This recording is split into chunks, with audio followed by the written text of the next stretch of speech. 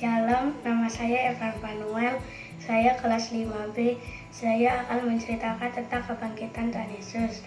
Kebangkitan Tuhan Yesus merupakan peristiwa yang menunjukkan bahwa tidak ada segala usaha manusia yang dapat menggagalkan usaha atau rencana Tuhan Yesus.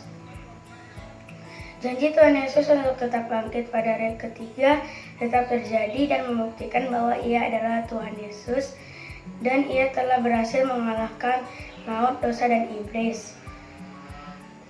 Kebangkitan Tuhan Yesus terjadi pada hari yang ketiga. Sebelum kebangkitan Tuhan Yesus terjadi beberapa interaksi sosial. Hal ini dapat kita lihat saat Yusuf dari Arimatea meminta izin kepada Pilatus, gubernur Romawi saat itu, untuk mengubur Yesus di kuburan pribadinya.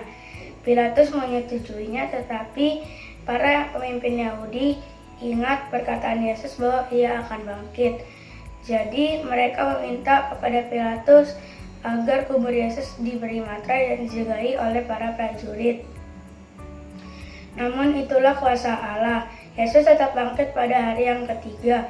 Pagi-pagi benar terjadilah gempa yang membuka tutup kubur Yesus. Para pemimpin Yahudi ketakutan. Dan terjadilah interaksi ekonomi saat itu juga. Para pemimpin Yahudi membayar jasa para prajurit yang menjaga kubur Yesus agar mereka mengatakan bahwa yang mencuri mayat Yesus adalah murid-muridnya sendiri. Maria melihat kubur itu kosong dan terbuka, langsung memanggil kedua murid Yesus, yaitu Petrus dan Yohanes, untuk memastikan kubur itu sudah benar-benar kosong. Saat keduanya sudah pergi, Maria tetap di situ sambil menangis. Saat itu juga Tuhan Yesus menampakkan dirinya kepada Maria, dan Maria dengan sukacita mengabarkan berita bahwa Yesus bangkit kepada murid-muridnya. Peristiwa ini harus terjadi karena Tuhan Yesus telah menggenapi janjinya untuk bangkit pada hari yang ketiga dari antara orang mati dan mengalahkan dosa, maut, dan iblis. Di dalam teks di atas terdapat dua interaksi, yaitu interaksi sosial yang berarti hubungan antara manusia dengan manusia, manusia dengan kelompok, dan kelompok dengan kelompok. Contohnya saat Yusuf dari Arimatea meminta izin kepada Pilatus untuk menguburkan Yesus di kuburan pribadinya. Yang kedua saat Maria memberitahu berita Yesus bangkit kepada murid-muridnya Yesus. Yang kedua ada interaksi ekonomi.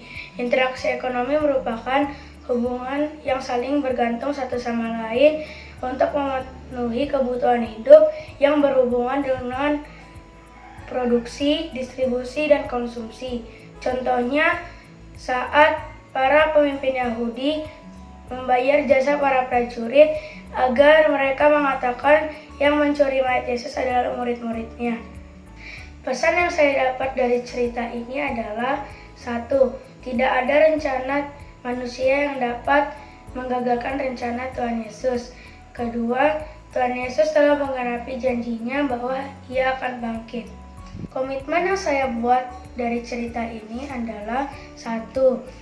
Saya tidak perlu takut lagi karena Tuhan Yesus sudah mengalahkan dosa, maut, dan iblis bagi saya. Kedua, saya akan menjadi saksi untuk memberitakan tentang Tuhan Yesus bangkit bagi teman-teman saya dan keluarga-keluarga saya. Itulah cerita tentang kebangkitan Tuhan Yesus. Tuhan Yesus memberkati.